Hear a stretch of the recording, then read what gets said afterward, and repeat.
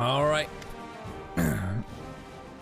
Tiefling girl taps her foot, irritated, then leans towards you and whispers loudly, "Did you see that? My sister has all three of her empty-headed... Oh, this is Canary, okay. Empty-headed friends right on our tail. They used to follow her around in Adira. They know both of us very well. Couldn't we just send them away somewhere? Oh, and by the way, hello." Want to ask you a few questions about your past. Well, that's reasonable. Who would want to know about their subjects and companions? Tell me the story of you and your sister from the beginning. The beginning of the story is quite unexciting. My sister and I were born in Kadir, a place most unsuitable for tieflings. People there honor the radiant Sarenrae and think of themselves as guardians of the good. Of course, no one threw us in a dungeon right away or tried to kill us for no reason, but we could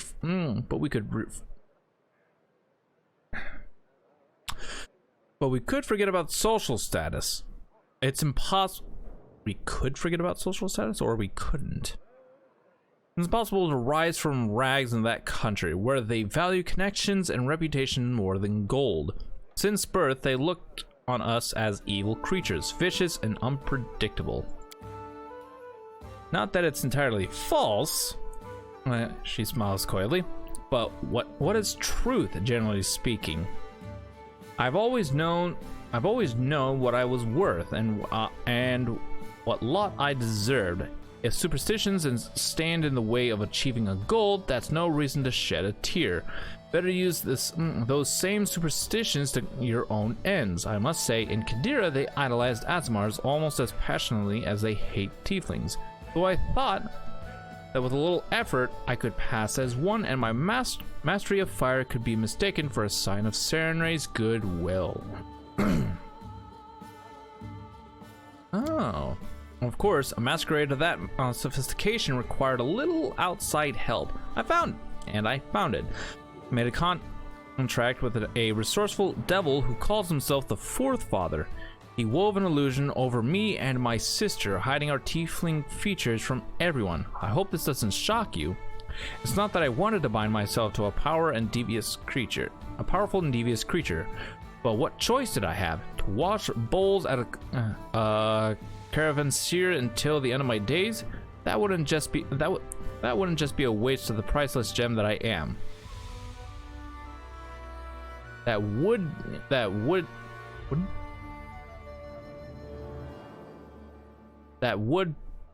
be just a waste. Okay. Sometimes I'm getting my tongue twisted over. I'd be burdened with caring for Kalike, the naive walking virtue who is totally unfit for hard life.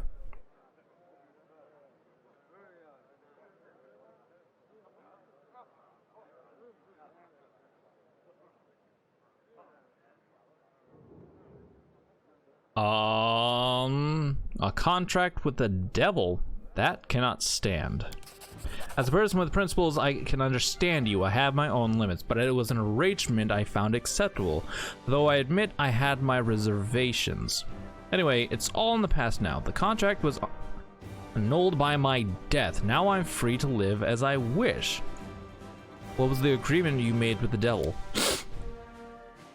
I'd have to spend the whole evening telling you all the details. Contracts require thoughtfulness and accuracy, especially ones like this, but to put it simply, I was to do as he commanded, and in return he granted me a powerful illusion, which would make my sister and I indistinguishable from Emberkin. Emberkin, descendants of Peri. They go to line outer planes, but they are also often found at the common.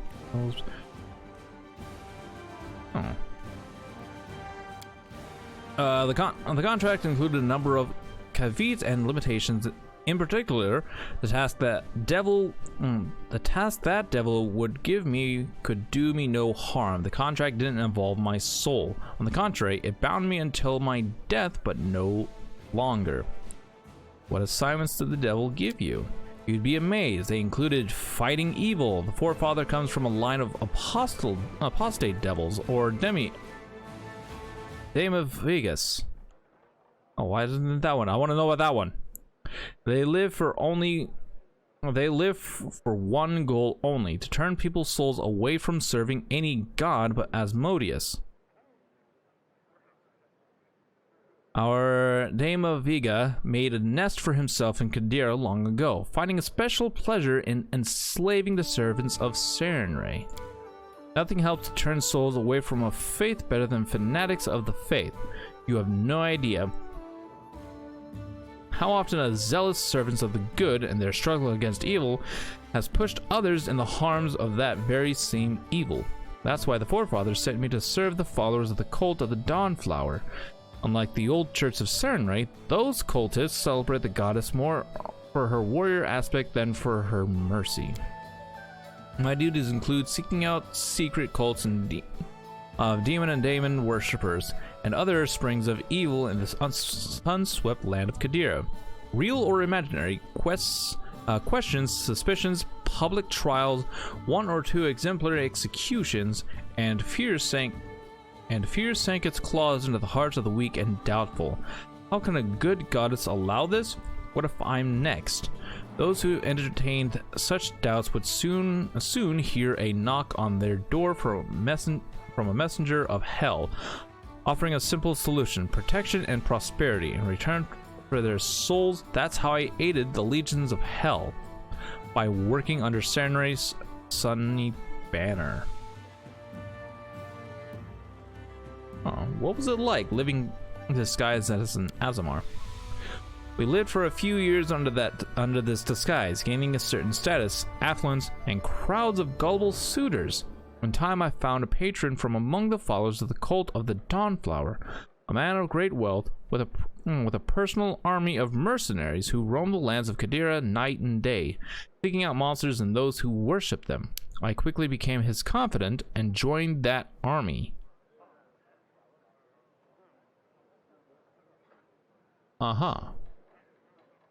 All as the forefather desired. Perhaps this is why the devil agreed to give us the appearance of Aasimars. Everything was going perfectly, but then Kalike, that silly child, got herself mixed up with a band of Tiefling renegades who were too cowardly and stupid to achieve anything in their lives by their own wits. They organized something like a secret society and gathered in the evenings in their huts. They spoke of opening everyone's eyes and making them treat the outcasts with dignity. Sooner or later, they would have done something stupid and gotten themselves caught, and brought my sister down with them. And so I helped them a little and put my patron's people on their track. If only I could have kept Kalike from her foolishness. On the night of the raid, for some reason I told her the truth. I thought I could explain to her that her actions were threatening our secret. I thought she would see reason. Yeah. Not the greatest thing, but nothing works out as one plans. She hurried off to warn her friends, and I fell into the hands of the cult of the Dawnflower. Her disguise was unmasked, and with it my own as well. Oh, sands and skies. I can't imagine the rage my noble patron felt. His Aasimar confidant turned out to be a treacherous tiefling. I had no interest in learning how far he'd go in his rage, and immediately set off to flee. Alas, as soon as they found out what happened, the remaining members of a cult and daemon worshippers, who I'd once helped to disperse, quickly tracked me down. They summoned a soul eater who cut my life short, and my story was at its end. Damn. Tell me about how you were resurrected. You better ask Kalike about that. When she learned of my death, she pleaded Nethys, the god of unparalleled powers, and his herald agreed to return me to life, but in the state we're in now, only one of us can be in the material plane at a time. Meanwhile, the other sleeps in a special demi-plane. What happened at Jamandi's mansion? You know the funny part about the fun part about our story? When Nethys returned me to life, the poor hungry soul eater started following my trail again. He cannot discover me so long as I live disguised as Kaese. But he keeps trying. That's one reason why my sister and I never stayed in one place for long. We've moved north, living here and there until we reached Restov. Lady Jamondi's offer was simply too tempting. Bringing some pathetic bandits to heal and receive a barony in return? Of course, KSU could never be a baroness. The adventure itself was an intriguing opportunity. Besides, I was in desperate need of distraction, so I showed up at the reception and made some valuable connections. Canary locks her eyes with you. Oh, I witnessed the attack of the unlucky assassins, but then unfortunately missed out on all the fun. The moment I ran through the fire at the mansion, I was carried away to the demiplane, and Kingmaker came forth to deal with the consequences. You know the rest. Yeah, I found out what I wanted. Thank you. I'd like to know more about you. Of course, many do. Okay, how does it work? You're living in turns. By the power of Nethys, my sister and I cannot meet, for as soon as one of us appears in the material plane, the other one is immediately spirited away to our demiplane. There, we sleep until it's time to switch back. The demiplane, by the way, is full of elemental energy, which is wonderful for restoring our strength. Oh. It's pity this ability came after we paid such a heavy price. I would have avoided my painful death, and I long to see my sister again and singe her hair to show my gratitude for everything. Despite her vitriolic canary sighs with sorrow and seeming tenderness. The demiplane nourishes us and keeps us from all kinds of trouble, but the price, it's hard to live and make plans, when at any moment you can be pulled from reality only to return after a few days or even weeks. I'm glad that, thanks to you, we have now at least learned to control the process a little. Do you like it in the stolen lands? Stolen lands. I prefer large and bustling cities to backwaters, but on the other hand, the chance to build up a whole state from nothing, it's so tempting. I don't like chaos, though I've learned that at times I won't be able to play by the rules. So here's my answer. With some effort and right investments, your dominions might become something someday. Tell me about your sister. We were at our 8th summer when Kalike, the spring of my solace, got angry at me and chucked a bunch of desert thistles into my hair. I had to cut them out afterwards. That's what you have to suffer if life rewards you with a sibling. Though I should say, that very evening I burned her favorite dress. With great trouble comes great satisfaction.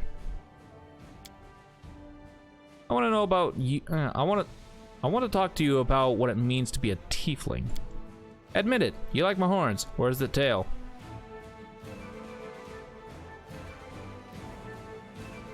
You know, this is very awkward. We're a tiefling and we're asking this. Oh dear. I do. The horns and the tail make you special.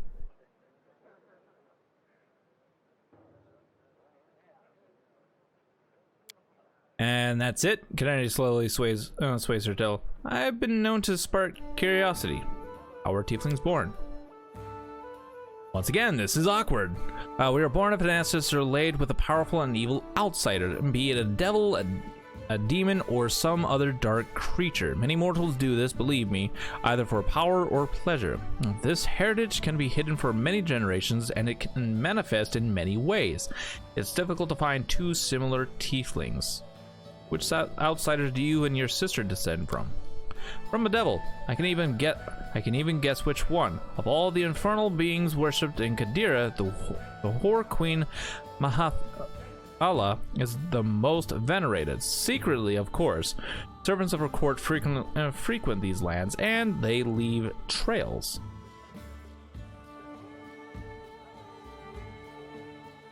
Mahathala? Everything is clear. Thank you. And tell me about Kadira. Kadira is a part of the Pedisha Empire of Kalesh, a great thriving state. Don't think me rude, but the Thorn states are but a pale shadow of my homeland. Only Taldor at its height could compete with us, though its long since lost its power. My land is wealthy, powerful, and full of opportunities for anyone cunning enough to seize them. It's a pity they're all devoted to Serenray and the whole array of superstitions that go along with it.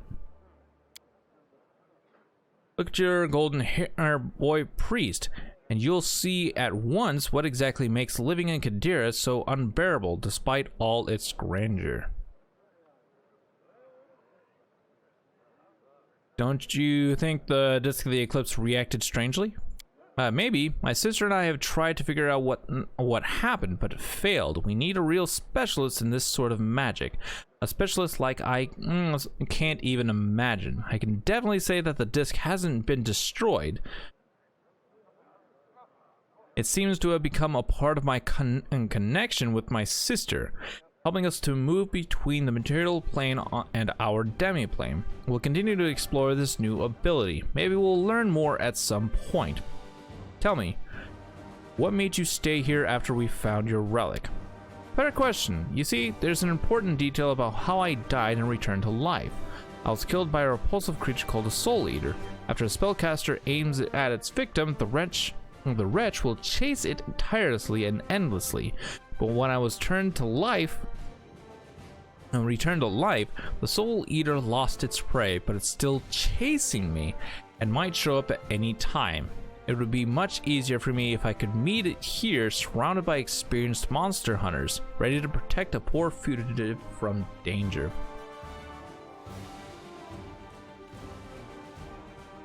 I won't let anyone hurt you. We'll deal with the beast if it shows up. I'd like your confidence. I have a penchant for the strong and confident. I'd like to talk to your sister. With that stiff, Karen wrinkles her nose but seems strangely saddened. Very well, I'll get her. So long. Tiefling girl greets you warmly but seems a little distracted. I'm glad to see you at my hearth. And she bites her lip and adds in a whisper, have you seen the sweet teeth? I can't get them out of the house, and I'm so scared they'll suspect something and reveal our secret. Canary's and mine. Canary's and mine.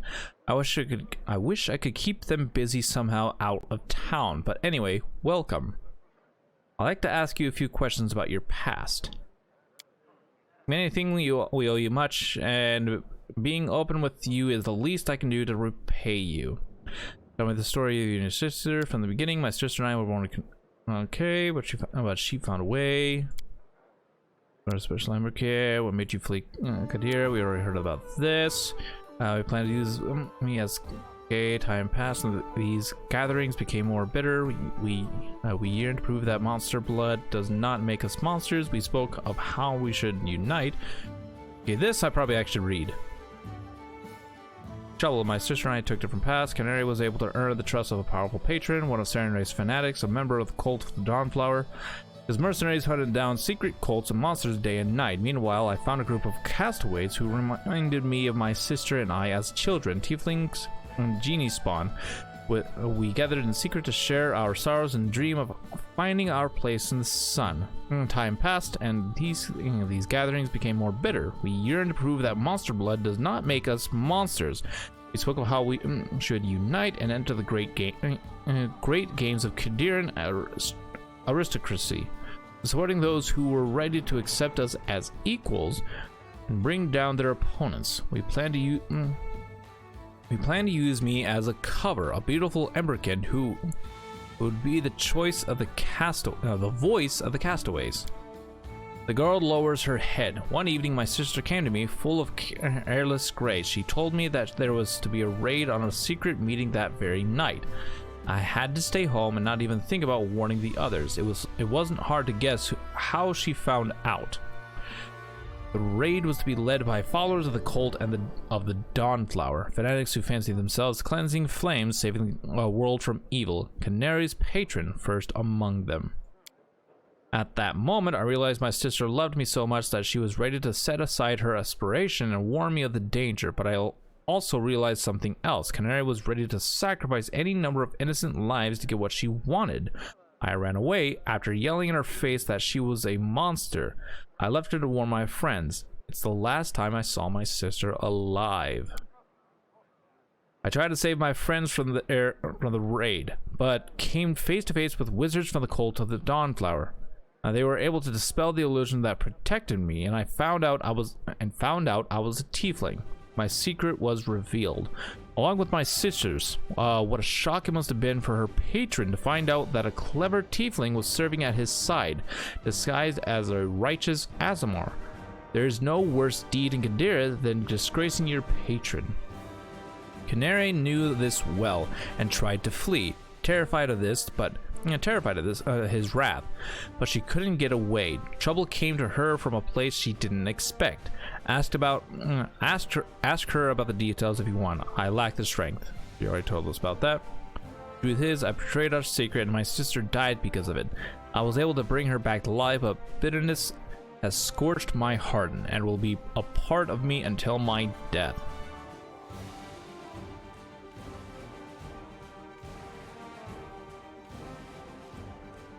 I sympathize with both of you.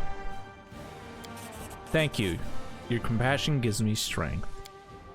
I wish Canary and I were more alike. We nearly destroyed each other after failing to accept each other's wishes in the path we chose. Sometimes I feel that the life we now live is the best we could hope for. We can never meet, can never share each other's sorrows, but at least I don't have to be upset about her cruelty towards others, and she about my softness and recklessness. How did you end up living in turns? How did you end up living in turns? After my sister almost got my friends killed, and I in my turn brought the wrath of her former patron down upon her, Canary died as she fled from him. In terror, I could only pray to the higher powers of the Acanthian. Nethys, Herald, Nethys's herald, answered this prayer. I couldn't believe it. When she answered my prayer, she promised to bring Canary back to life on 2 conditions. We can never be able to meet again, and we must keep secret everything that happened. By Nethys's power, my sister and I received our special connection. We cannot be in the same time and reality simultaneously. While one of us is in the material plane, the other one sleeps in a demi-plane, one specially created for us. Divine creature made us agree to these mysterious conditions, and what's even more mysterious, we weren't punished when you discovered our secret, but I think I can hear a storm murmuring on the horizon. We might yet have to pay for our faults, but come what may, at least I did everything I could to tear my sister from the arms of death. How'd you end up in Jamandi's mansion? I cannot answer that question in much detail. Okay, I see. Okay. At the time, I've been sleeping in our demi-plane for over a month. I didn't even know my sister wanted to join the expedition that Lady Jamandi was sending. And then suddenly I was thrown out into reality in the middle of a burning mansion with assassins dashing about, and he and the Sword Lord fighting monsters in the Grand Hall. Ooh, that's a lot of reading.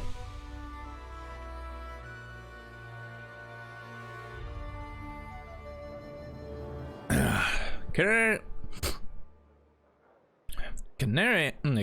and I usually keep a diary to tell each other in detail what happened during the day, but I didn't exactly have time to read it, and I doubt she had time to write anything during the attack. I ran into the hall and tried to help Jamandi, and then you and your companions appeared. We held back the attack, and you and Tartuccio began accusing each other of spying. Meanwhile, I still couldn't understand what was happening or where I was. I had to pretend to distrust both sides of your agreement, or I might have given myself away too easily. And I had to protect our secret. It was one of the conditions of our agreement with Nethys.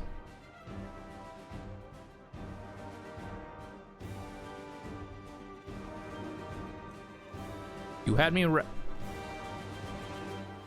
racking my brains. A girl shows up acting like she wants to be my friend, and the next moment turns her nose up like she's seeing me for the first time.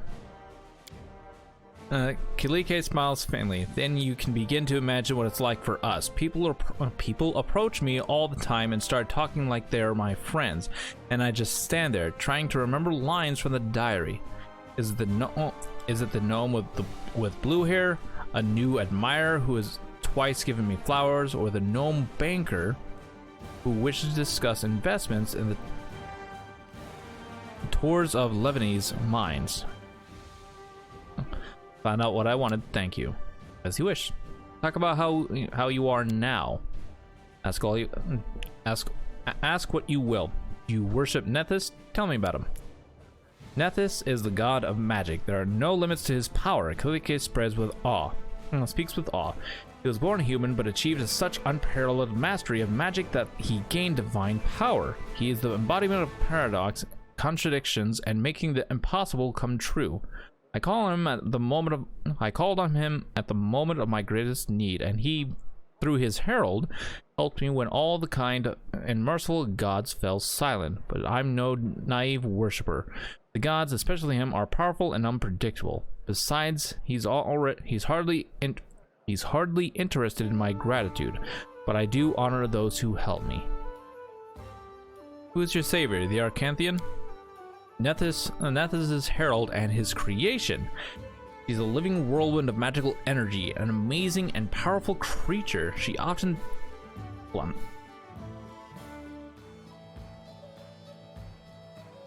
takes interest in the business of mortals and manifests Nethys' will. In our case, I think this herald is also someone who helped out with some of the history for Wrath of the Righteous. Ooh, I'd like to see this. And she often takes interest in the business of mortals and manifests Nethys' will. In our case, I think she's done both. The Arcanathane wanted to intervene and help, but she also told us that Nethys was aware of what happened. It's so strange to think that a deity turned his eyes on you, if only for a moment. Tell me about your sister. A smile, sincere but sad, appears on Kingmaker's face. My sister and I, we are twins, but we're as different as day and night. She was named Canary, which means silent flame in our tribe's language, and I am named Kingmaker, silent storm.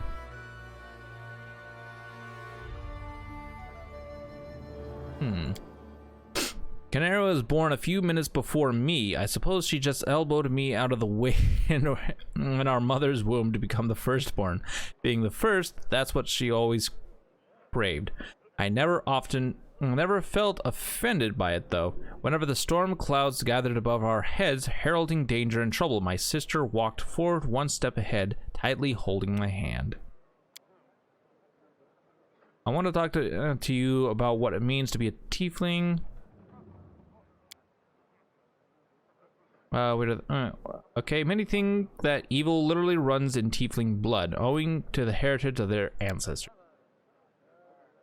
Those who think so are both right and wrong. Your fate is not written by your blood alone. Surrendering to the temptation of evil is a choice every tiefling must make for ourselves. Tell me about Kadira. We already know about that.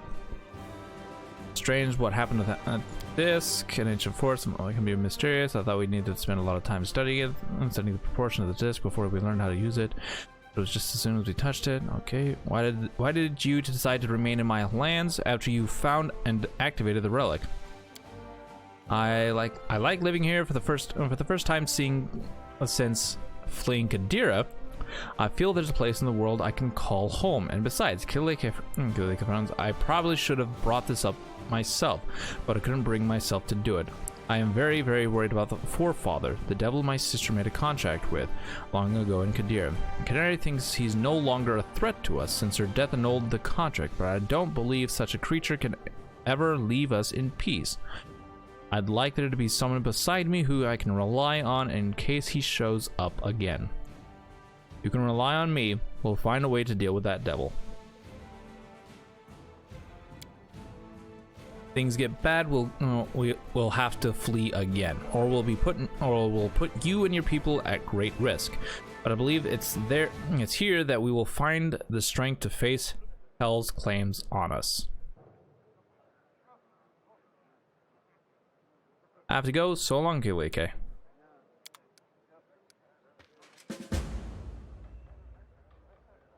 Whew. In due time. That's a lot of reading for one day, chat. That's a lot of reading. So here's what we're gonna go ahead and do. Oh, it's snowing. Oh, neat. We are just gonna go ahead and go. We're just gonna go ahead and go. We're gonna get out of here. We're gonna deal with all that stuff.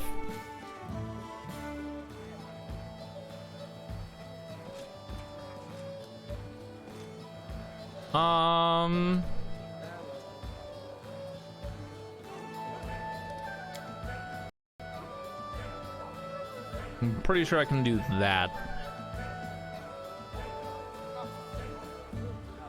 Yeah, we can do that.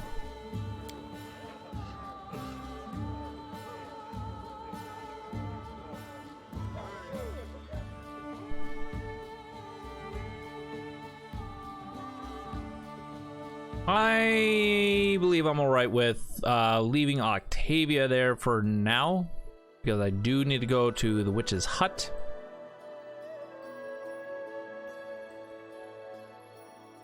And then we'll come back up to Candlemere.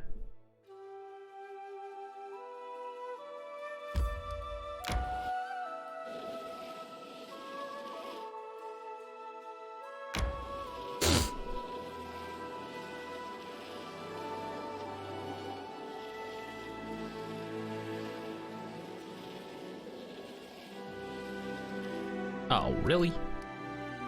It's only day 16, so I think we'll be okay. You spotted peaceful travelers. Approach. Ooh.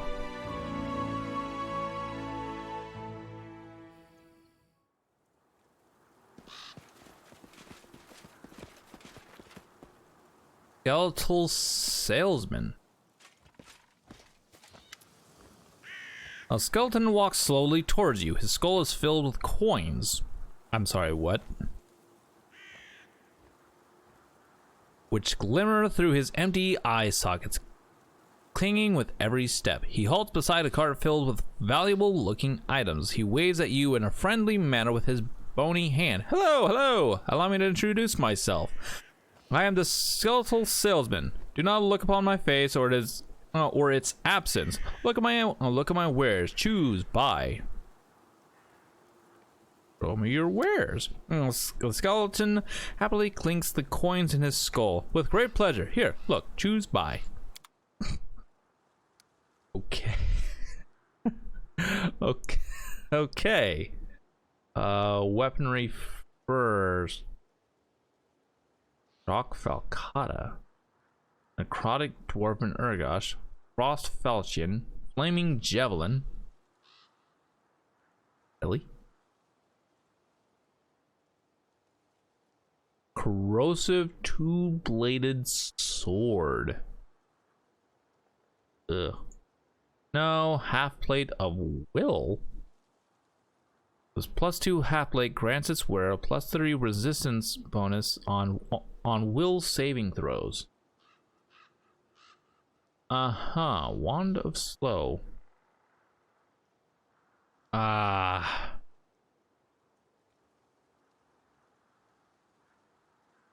Full of heroism. Oh. Well, I mean, decent stuff. Nothing I'm really looking for. So, yeah. Sorry, buddy. Don't have anything I want.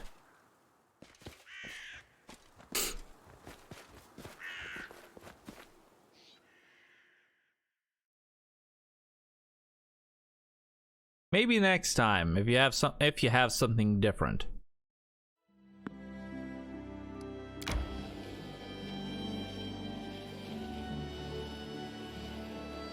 May we have a moment of respite?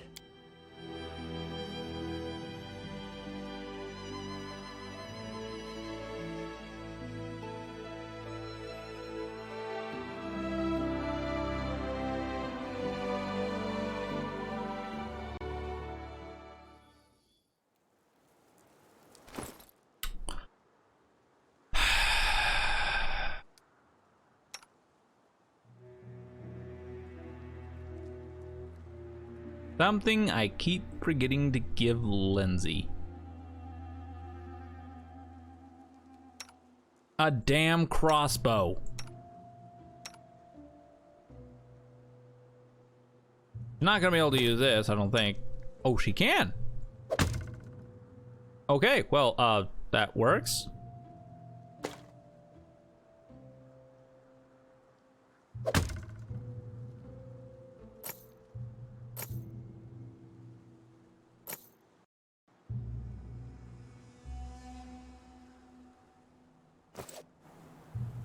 Okay.